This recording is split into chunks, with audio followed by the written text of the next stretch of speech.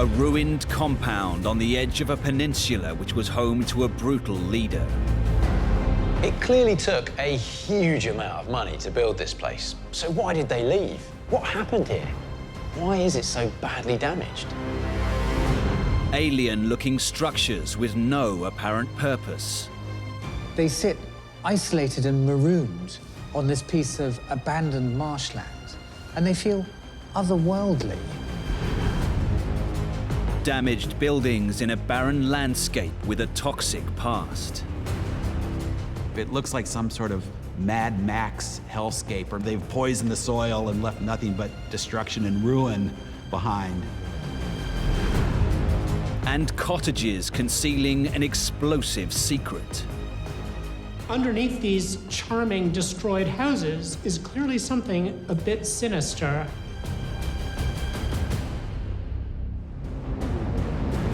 Some are engineering marvels now abandoned. Others are ruins shrouded in mystery. But within each of these decaying structures are the echoes of history. While some are associated with dark times, they are all reminders of human ingenuity and endeavor. Each haunting shell is now ready to be unmasked to tell its own unique story.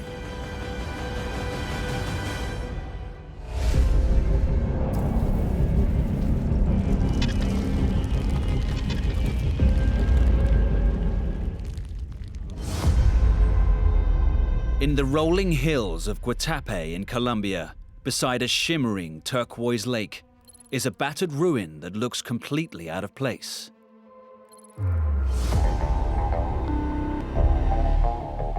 On the shores of this enormous lake stands the ruins of something. It's not really clear what. It looks forgotten, and in places it's badly damaged, yet it clearly bears the hallmarks of a luxury resort. Many people who come and visit this mansion feel all sorts of strange things. A collection of buildings in various states of disrepair sprawl across 20 acres of this dramatic-looking peninsula. Throughout the entire complex, there's a funny combination of things. Towers that look like they might be guard towers, or maybe it's an ornamental feature. It looks a little bit like a cross between a Playboy mansion and some kind of military fort. Vegetation consumes much of the structure now, growing through the roof and the crumbling facade. As you get closer, you can see some odd details. The walls are very thick or hollow in some places. There's signs of some kind of enormous explosion. So this place clearly has a story to tell. Who lived here? What caused this destruction? And why did this become one of the most dangerous places on Earth? In 1983, hundreds of laborers, each with a very specific job, started work on this extraordinary complex. No expense was spared. It had a swimming pool, tennis courts, a football pitch, none of which sound out of the ordinary. But that football pitch doubled up as a helipad. And it also had its own private seaplane dock. This place was anything but ordinary. William Jimenez is a local resident and was employed here as a security guard. It took almost 7 years to build the structures that you can see here today. Throughout the long years of its construction, the surrounding area also went through a period of remarkable transformation. But it was not change for the better. Just 25 miles away is the town of Medellin. By the mid-1980s, it was being referred to as the murder capital of the world. It was home to the infamous Medellin drug cartel, which at its height was raking in up to $60 million a day in drug profits. Its founding father was the notorious Pablo Escobar. Born in Rio Negro, Colombia in 1949, Escobar is believed to have been the wealthiest criminal in history. By the early 1990s, he had amassed a fortune estimated at $30 billion US, making him one of the richest men in the world at the time. A career that began by selling contraband cigarettes and fake lottery tickets eventually saw him running a full-blown crime empire involving kidnap, smuggling, and murder. When you're Pablo Escobar, you can never really relax. He was always surrounded by security. He had armed guards, he had walls that were built like the walls of a fortress. Escobar wanted to be ready for anything. Needing a safe retreat for his family, Escobar built this, Hacienda La Manuela. It was named after his own daughter, and it was built purely for the enjoyment of his family. His family used to stay here occasionally.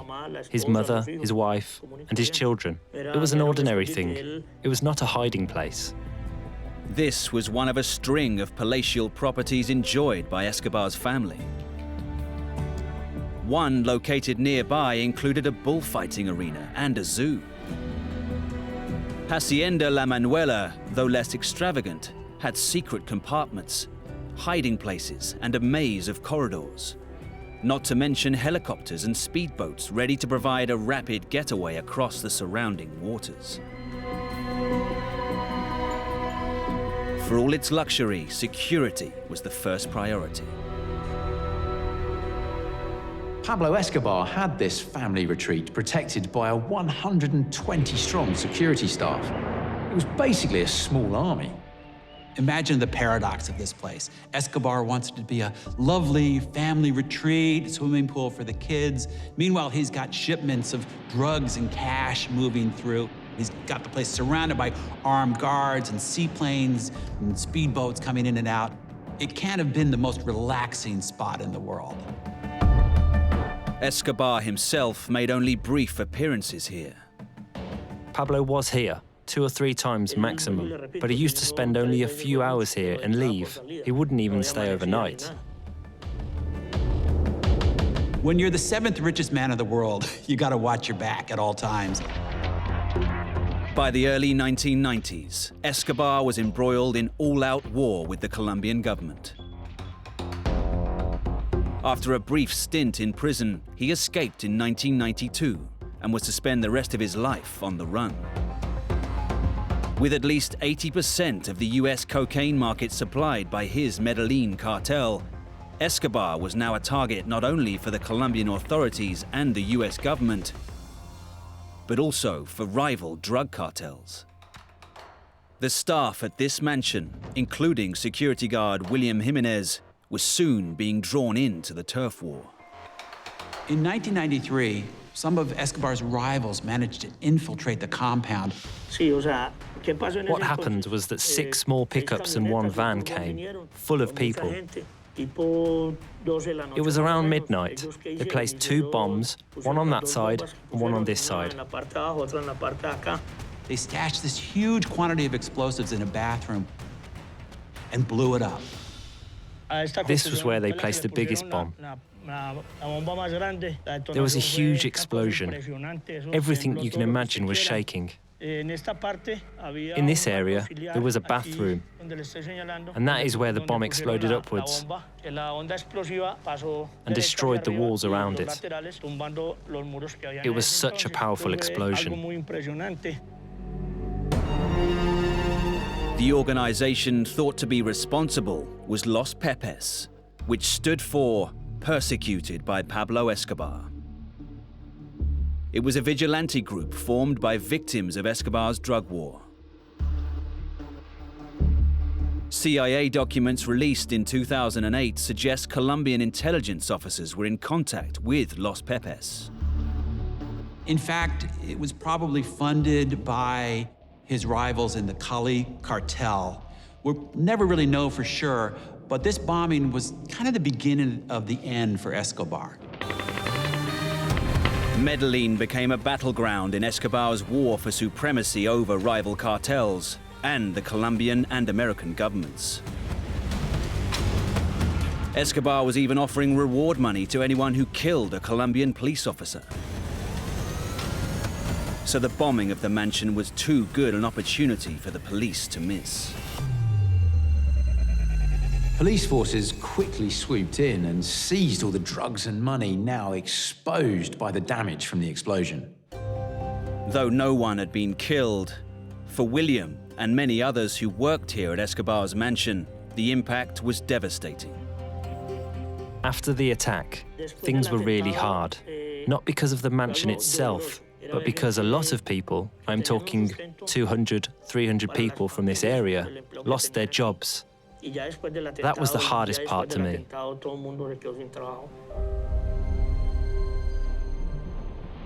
The net was now closing around the so-called king of cocaine. He corrupted the Colombian government and law enforcement to a large degree. Nonetheless, they still came after him, and the end wasn't too far away for him. Leading the manhunt was Colonel Hugo Martinez of Colombia's National Police. He had hunted Escobar for years, had turned down countless bribes, and his life had been under constant threat. Martinez eventually managed to pinpoint Escobar's location using radio triangulation technology. There was a fierce gunfight, which saw Escobar and his bodyguard shot down as they fled across the rooftops.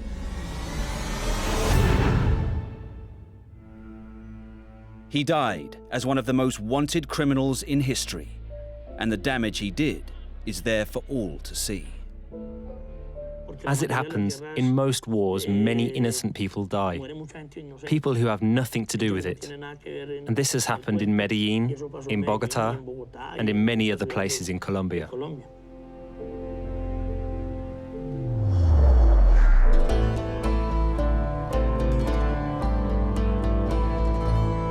So what became of Escobar's properties?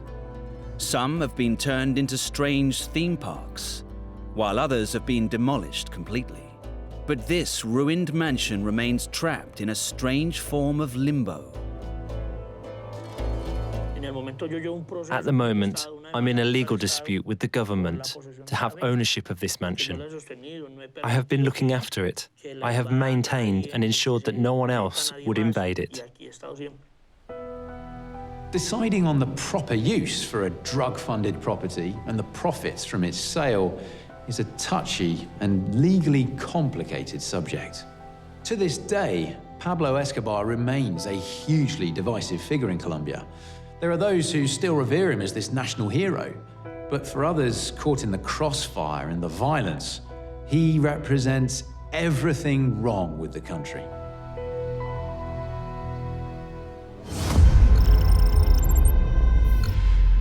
In the thick forests of Wunsdorf, on the outskirts of Berlin, are what appear to be buildings typical of this region. What looks like pretty holiday cottages that people ought to be vacationing in have clearly been smashed to pieces. The closer you look, you can't help but wonder if these are just residential houses. The smashed concrete is exceedingly thick, and in some places, clearly reinforced. They are entrances to something that is much, much bigger. Underneath these charming destroyed houses is clearly something a bit sinister. Deeper beneath the tree canopy is an innocuous-looking building. Gaining access to it, however, is far from easy. There's almost a feeling here of entering into a secret vault. Whatever they were doing, they were clearly trying to disguise and conceal this from the world. This place has been home to some of the world's most powerful armies, as site director Werner Borchert reveals. I think this location is really fascinating because there is no other place where the German Kaiser, later Hitler, and then the Russians have left their military marks. In September 1939, it was occupied by the Nazis. The date has special significance. This was one of the most important communication centers for the German army during World War II. And guess what? It was finished just in time for Hitler's Poland campaign. This is Maybach 1, the headquarters for the High Command of the German Armed Forces. And at its heart is the Zeppelin bunker. The communication facilities and the command and control facilities in these bunkers are absolutely the beating heart at the center of the Nazi war effort. It's essentially very close to what the Pentagon is in Washington. In the English-speaking world, we are really fascinated with the way that the Enigma code was broken. In the Zeppelin bunker underneath Germany, this is where all the messages came from that we were listening to and breaking at Bletchley Park. For obvious reasons, the site needed to be heavily disguised. Made to look like civilian houses, they were given shingled roofs and plastered walls. They had fake windows, and the steel armored doors were covered with wood, so they looked like just ordinary household doors. The buildings were also low to the ground and scattered across a large area in thick pine forest. They are not laid out as you would expect. This, from the air, does not look anything like a military installation. At the midpoint of World War II, the Allies were facing the very real prospect of defeat. The bunkers became a high-priority bombing target. If you're going to try to bomb this complex, it actually requires a little more difficult navigation than it does on a city, where you'd have a very clear radar return, you would have landmarks such as major rivers that you can use as a reference point for targeting. But you have something on the outskirts, it's harder to find those reference points. With so few visual reference points, finding the target presented Allied bombers with a serious challenge. The task was made harder because, from the air, the complex looked like the homes of innocent civilians, and much of it was buried beneath ground. A ring of subterranean tunnels connected all 12 house bunkers. These, in turn, were linked to the Zeppelin bunker, which covered an area of 50,000 square feet, spread across 2 levels. It had walls more than 10 feet thick, which were encased in an overall protective concrete shell. Construction workers were supposedly only allowed to work on site in short stints to prevent them gaining too much knowledge of its interior. It was a stroke of pure luck that finally came to help the Allies. We have records in the US National Archives of interrogations in February of 1944 where communications people who've been captured are talking about this bunker in the countryside near Berlin. Allied intelligence now became even more convinced of the bunker's significance. But finding and destroying it was quite another matter.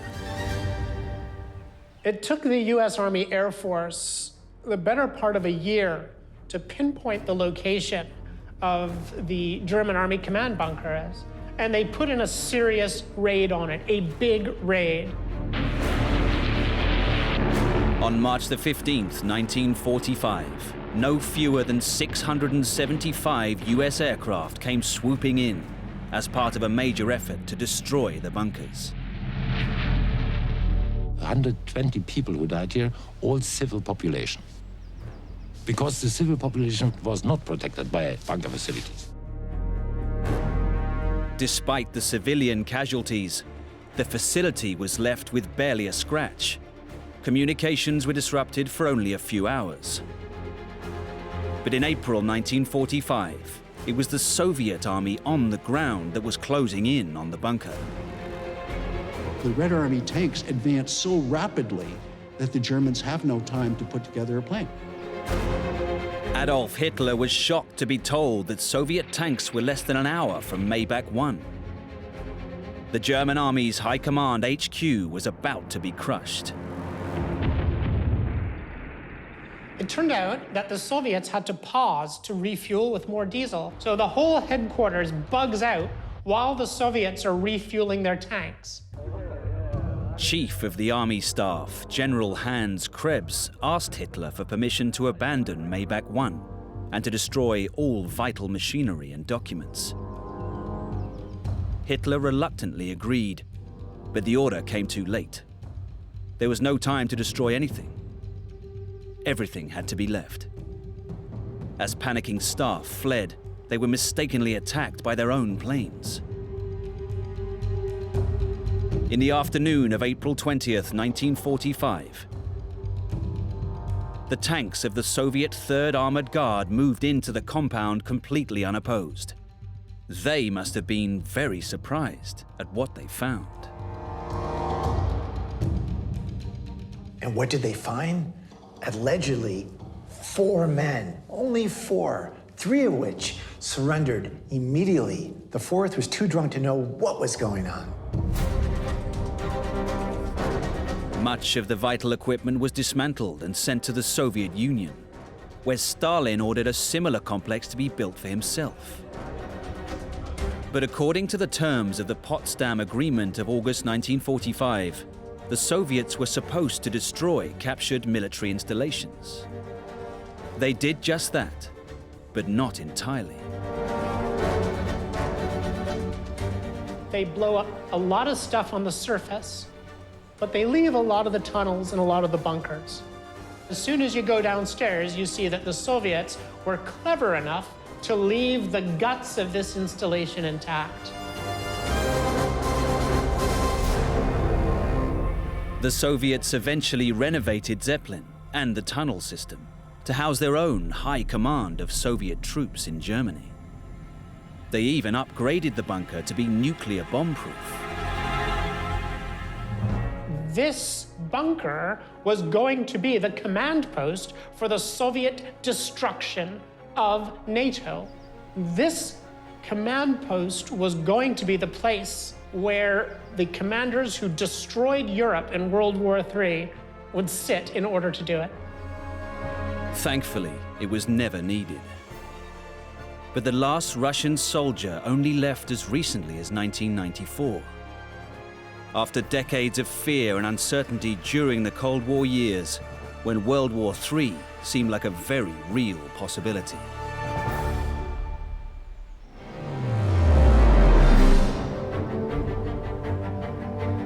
Today, the ruins of the complex provide a fascinating window into warfare through the ages. Make not war again. This is our message here. And that's why we present the military past here in Sossenbünsdorf. That's the reason, that's our message. Make not war again.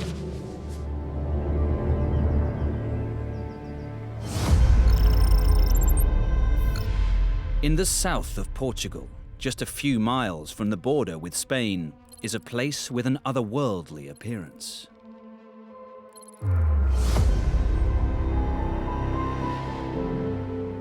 It's almost like a scar has been opened up. You've got the lovely greenery of the ground around it, but in this middle area, in this sort of swath of deserted and destroyed landscape.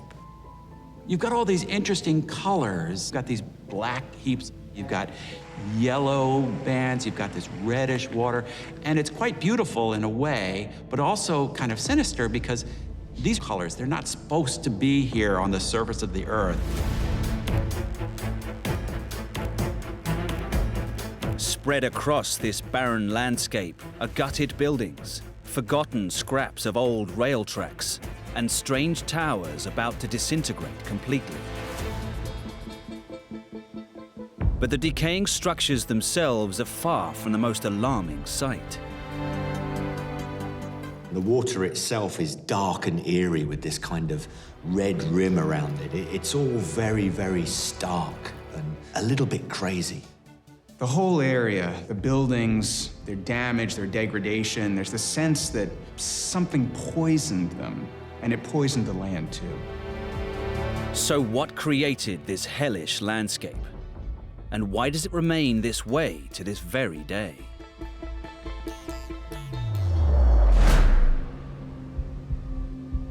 The scorched earth appearance and damaged buildings are not the only scars left on the land.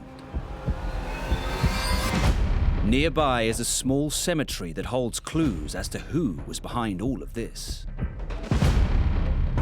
Here we are in the middle of Portugal, and here's this old graveyard, and the names on the graves are all English names. We don't necessarily think of it now, but back in the 19th century, Portugal and Spain were really a land of opportunity. There were riches in the ground there, and the English wanted them. In the 19th century, an English company leased the land here and began mining. Although they weren't the first to do so, as Howell Royer, an officer from the local area, explains. These are an old place here. Muslims, Romans, it's a lot of history.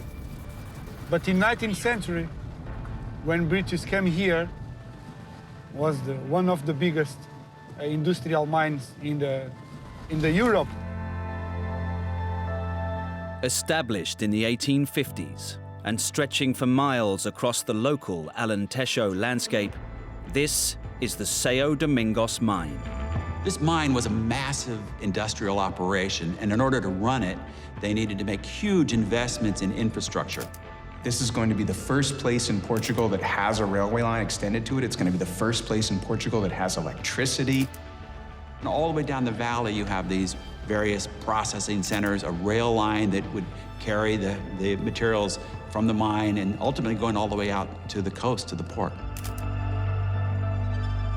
The new investment was helping industry and creating jobs across the region. But the condition of the land today suggests it wasn't all good news. This is going to bring Portugal into the modern times, but it's going to come at a terrible cost, and its legacy is going to be a frightening one. Clearly, there was money to be made here.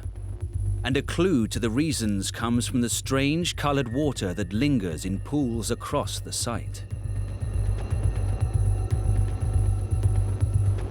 Normally, when you're out in the countryside, you see a body of water, it's a very attractive thing, and you want to go for a dip. You see this pool of black, reddish water. Clearly, something's very wrong with this. Over there you see the black water. And close to me, it's red water. It's like the blood of the earth. Incredibly, just a few years ago, this pool of dark water somehow caught fire. All that red and black water became a big flames. The red flames, yellow flames spread and spread. We don't know the cause of the fire. Perhaps a reaction by the chemical water, between the chemicals. We don't know. We don't know. What caused the fire remains a mystery, but the coloration helps explain what was being mined here and why it looks like this today.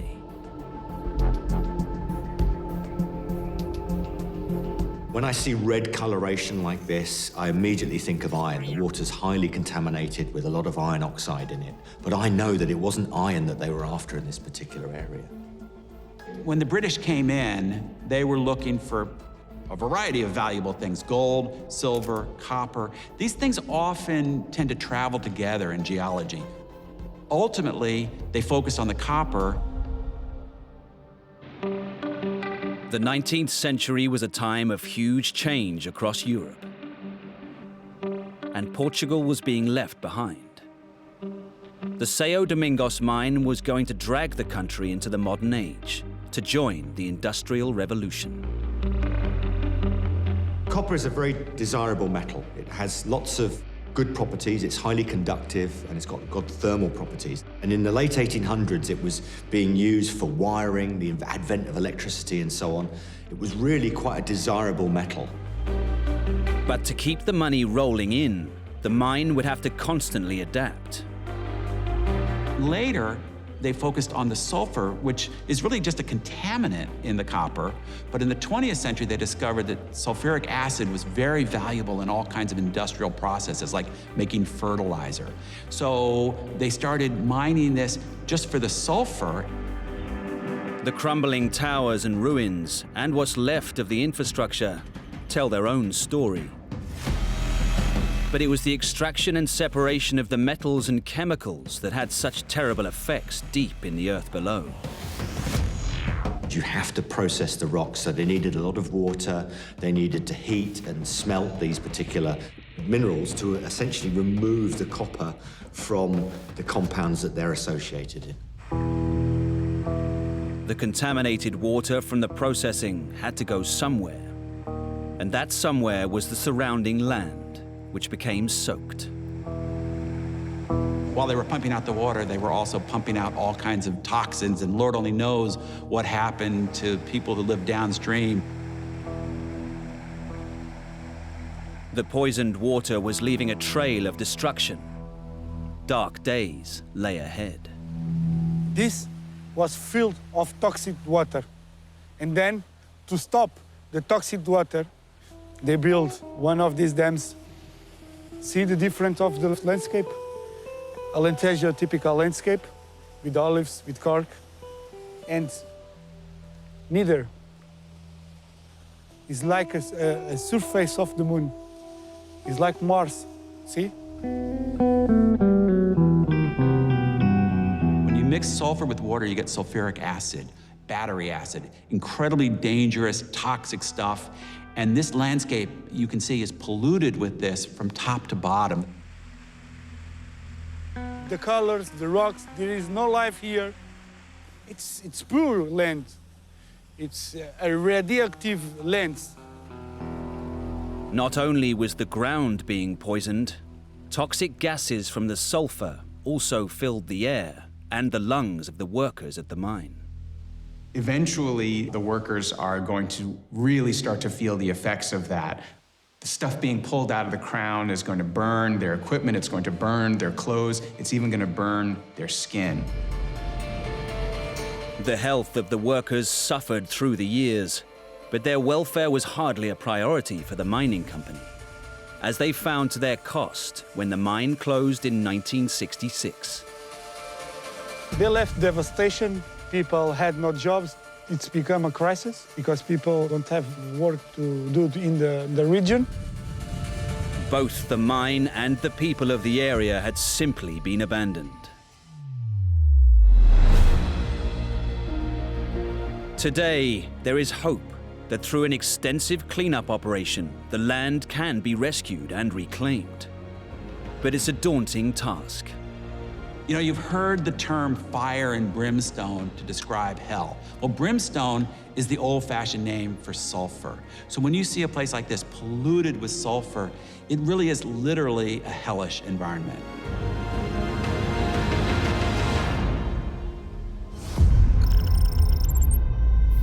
On the coast of Kent in southern England, strange formations unexpectedly emerge from an empty marshland.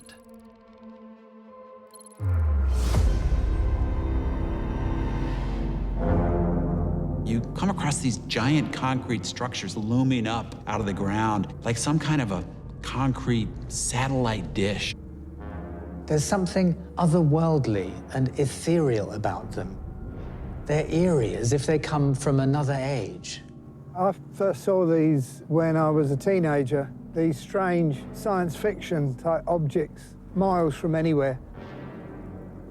Set among peaceful lakes, two saucer-like constructions sit alongside a huge curved wall.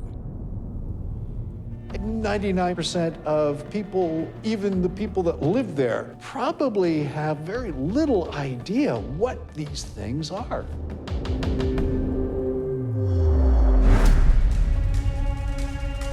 But the simple appearance belies their importance. These are concrete structures, but they are very sophisticated early 20th century technology. And it was all driven by World War I. Long-distance artillery fire was a key weapon during World War I. Microphones were used to try and get a fix on the location of enemy artillery guns. Known as gun ranging, similar technology is used today by US police to triangulate incidents involving gunfire in major cities. As the Great War progressed, new innovative sound detection devices were developed to meet the challenge created by new warfare technology. But the position of these structures, pointing out to sea, clearly show that artillery fire was not the primary concern. The location of these structures, right on the coast, overlooking the channel, gives you a clue as to their purpose. They were built to pick up the sounds of approaching enemy aircraft. Even a few minutes of extra warning before those planes become visible in the sky could make a massive difference on the ability to get your planes in the air, to defend the country, and to get your civilians into shelters. These are the Denge sound mirrors. Situated near the tip of a headland at Dungeness, they lie just 25 miles from the French coast and continental Europe. There is no other major source of sound or distraction nearby. You can focus out at sea on sound. The simplest way to understand how the mirrors work is what you do yourself. If you want to hear something, you do that. And that's simply what the mirrors are. They're a much larger version of that. They concentrate sound, the sound collector, and amplify it.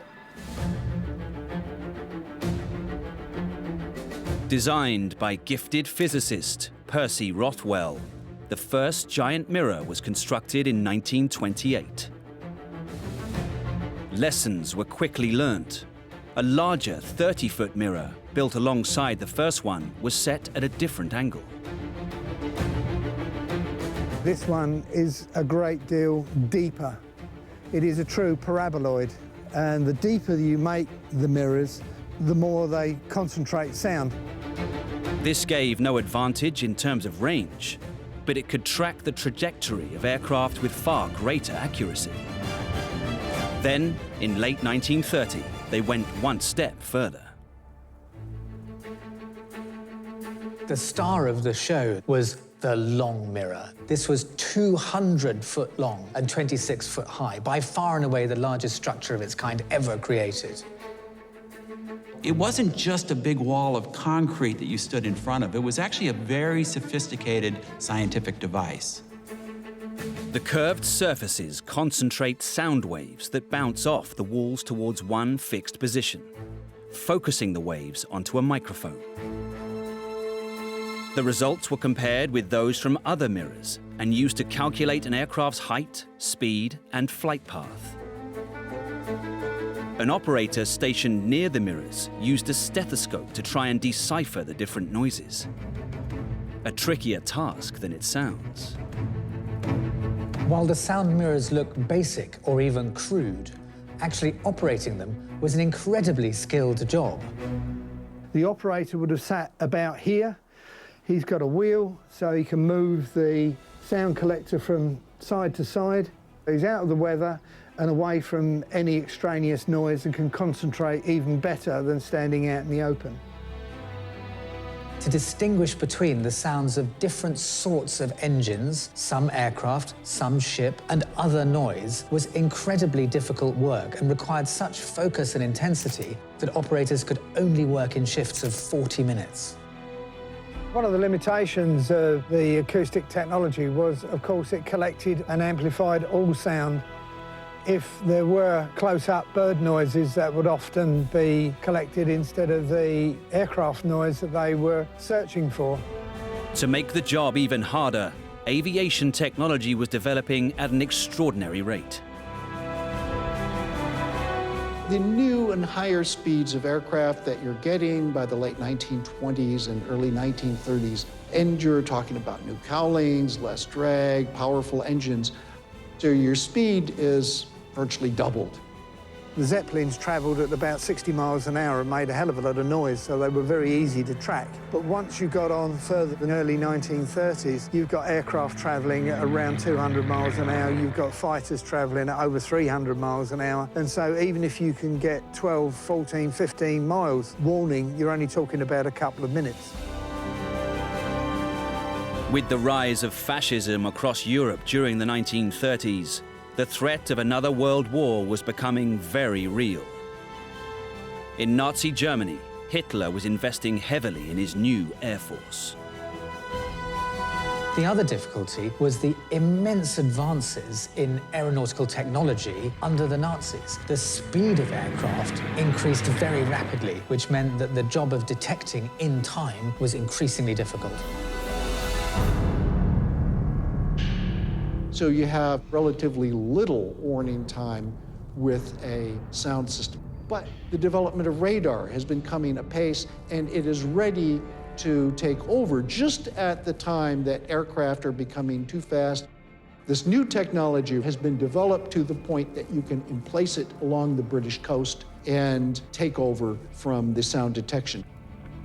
Very soon after the development and installation of the acoustic mirrors, radar was invented in 1935, and that was such a futuristic technology that it made the sound mirrors instantly obsolete. They look almost like some kind of ancient monument, and in a way they aren't monuments, they're monuments to a defunct technology. While the sound mirrors were quickly rendered obsolete by radar, they still had a role to play, and they would prove pivotal during the Battle of Britain.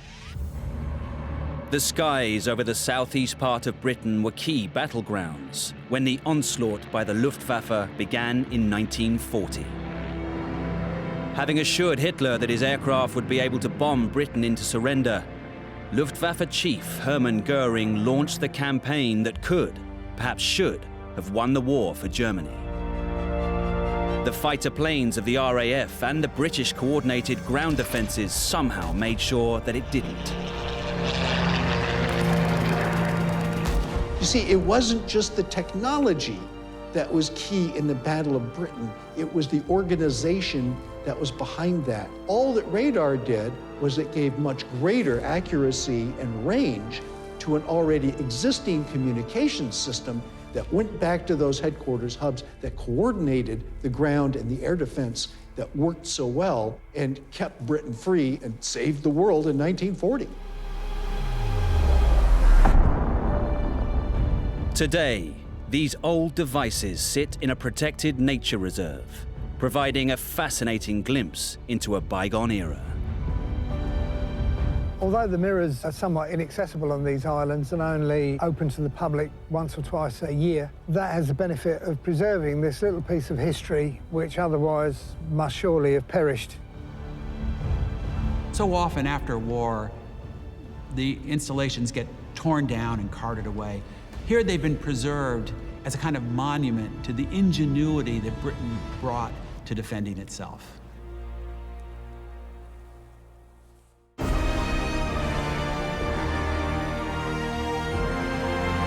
Now they lie abandoned, but once they were the cutting edge of engineering. There are echoes of history within these decaying structures. They remind us of terror and war, but also of great innovation and human endeavor.